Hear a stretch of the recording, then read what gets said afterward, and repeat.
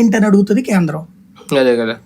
అది ముట్టుకుంటే total issue రగులుతుంది, నియోజకవర్గాల వారి ఓట్లు లేచిపోతాయి అనేది భయం ప్రభుత్వానికి ఉంటది.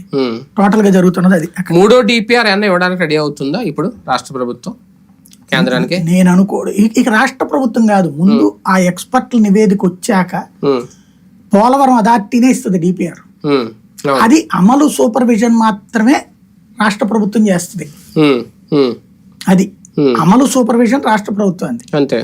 డిపిఆర్ అన్నటువంటిది ముందు ఇప్పుడు వాళ్ళు ఫస్ట్ ఎక్స్పర్ట్ల ఒపీనియన్ వచ్చాక దాని ఆధారంగా రాష్ట్ర ప్రభుత్వం ఏం చెప్తుంది అనేది చూడాలి అసలు పాయింట్.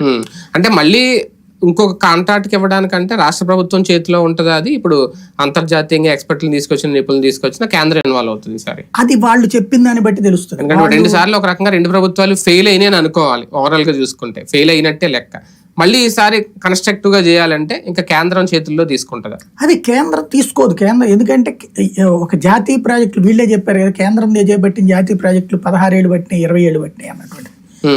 సరిగ్గా గనక గడ్కరీకి అప్పచెప్పేస్తే ఆయన ఏదైనా కాన్సన్ట్రేట్ చేయగలడు. ముందు అసలు సమస్య ఇక్కడ అందరం మనం ఏంటంటే కన్వీనియంట్ గా మర్చిపోతుంది నిర్వాసితుల సమస్య. నిర్వాసితులది 33,000 కోట్లు 40,000 కోట్లు అంటే కేంద్రం వెనకాడతానే ఉంటది.